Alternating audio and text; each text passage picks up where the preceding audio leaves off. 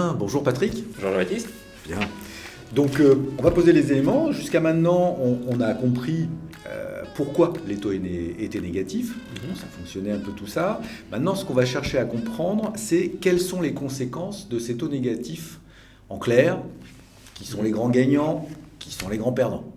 Il faut déjà savoir que tout le monde est touché par les taux négatifs. Que ce soit l'État, que ce soit les ménages en tant qu'épargnants, en tant qu'emprunteurs, que ce soit les entreprises, que ce soit les banques, tout le monde est touché par les taux négatifs. Alors évidemment, en premier lieu, l'État, puisqu'il s'agit, quand on parle de taux négatifs, de ces taux d'emprunt, le taux des titres d'emprunt qu'il vend sur les marchés financiers. Bien ces taux deviennent négatifs, ça veut dire concrètement que l'État reçoit plus qu'il ne rembourse. Donc évidemment, pour lui, c'est une aubaine. On estime par exemple en 2020 qu'il pourrait économiser 4 milliards d'euros sur la charge de sa dette. 4 milliards d'euros. Donc un petit clin d'œil, Patrick, que ça veut dire que l'État a tout intérêt à s'endetter aujourd'hui pour la construction d'écoles, la construction d'universités, d'hôpitaux, pourquoi pas financer un peu plus les retraites? Alors oui, tout à fait, on pourrait imaginer ça, mais attention, parce que l'État, en fait, rembourse jamais vraiment sa dette. Ou alors en tout cas... pour rembourser sa dette, il en contracte une autre. Ça veut dire que s'il s'endette beaucoup aujourd'hui, au moment où les taux sont négatifs, il aura beaucoup à rembourser plus tard, dans 10 ans, quand les OAT d'aujourd'hui arriveront à échéance. Sauf que si dans 10 ans les taux sont remontés, ça va être très coûteux pour lui. Donc il ne faut surtout pas s'endetter excessivement pour ne pas se mettre en difficulté dans quelques années. Alors en revanche, pour les particuliers, c'est une aubaine, et notamment les particuliers qui empruntent aujourd'hui pour acheter leur résidence principale, pour eux c'est top, quoi. Effectivement, les ménages ont profité depuis quelques années, depuis quelques mois, de taux particulièrement attractifs sur les prêts immobiliers. J'imagine que les clients du Crédit Agricole ont été ravis de voir que les taux ont baissé et beaucoup d'entre eux ont acquis un logement grâce à des taux très bas depuis quelques années, en effet. Ouais, mais pour les épargnants, il y a moins le sourire, là. Alors, effectivement, pour les épargnants, c'est un petit peu différent, notamment pour les épargnants qui ont acquis des contrats d'assurance vie, parce qu'une partie de ces contrats comporte des emprunts d'État, justement, et les rendements de ces emprunts d'État devenant négatifs, la rémunération des contrats d'assurance vie, évidemment, va en pâtir. Et à plus forte raison, quand on rajoute à ça l'effet stock, c'est-à-dire qu'il y a des emprunts qui rapportaient pas mal là, et qui aujourd'hui s'amortissent, mais en contrepartie, ce sont des emprunts à moindre taux de rendement. Exactement, les nouveaux emprunts viennent alimenter ces fonds d'assurance vie et pénalisent leur rentabilité. Alors pourquoi ça change ces taux négatifs pour les banques? Qu'est-ce que ça a comme impact? Effectivement, les banques, elles aussi, sont directement impactées par ces taux négatifs. Vous savez qu'une banque gagne de l'argent. Alors, elle a plusieurs façons de gagner de l'argent, effectivement, mais une partie importante de ses revenus,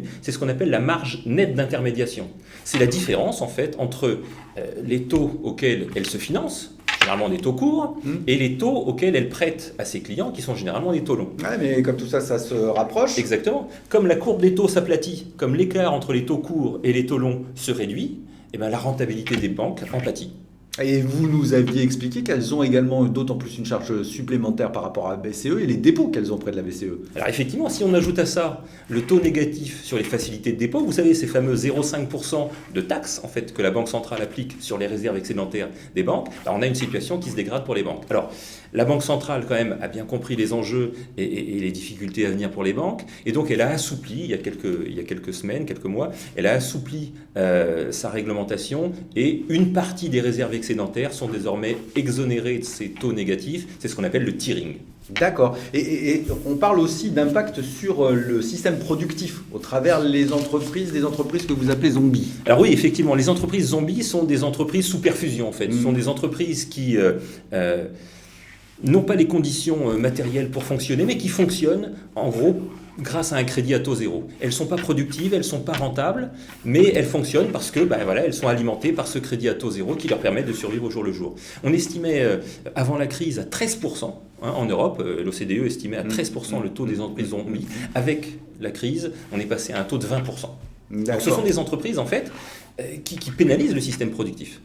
Et on dit que aussi, on entend que ces taux négatifs pourraient être à l'origine d'une crise financière importante. Alors ça, effectivement, c'est aussi un phénomène bien connu des économistes. Certains qualifient les banques centrales de pompiers pyromanes. Parce qu'en fait, en alimentant les agents économiques en liquidité, pour essayer de réduire les effets de la crise, la banque, elle pose les bases d'une future crise. Pourquoi? Parce que ces liquidités, en fait, elles vont générer une demande. Alors, généralement sur les marchés immobiliers, le prix de l'immobilier augmente. À Paris, le prix du mètre carré était de 8 000 € en 2015, il est à 11 000 € aujourd'hui. Et puis les marchés actions aussi augmentent. Les marchés actions augmentent avec cet afflux de liquidité qui se porte sur les actions. Donc et les prix gonflent. Il y a un effet bulle, les prix gonflent, jusqu'à ce que quelqu'un se dise « Attendez, on est à des prix aberrants, on est totalement déconnecté de la réalité. Moi, je vais vendre pour empocher mes bénéfices. » Et si le premier vend, les autres suivent, et les marchés s'effondrent. Et on a une crise économique dont il est difficile de prévoir les conséquences. On est inquiet là-dessus, ça pourra arriver, on ne sait pas quand, mais ça pourra arriver. Merci Patrick, on a tout compris. Merci Jean-Baptiste. À bientôt pour la prochaine chronique. À bientôt.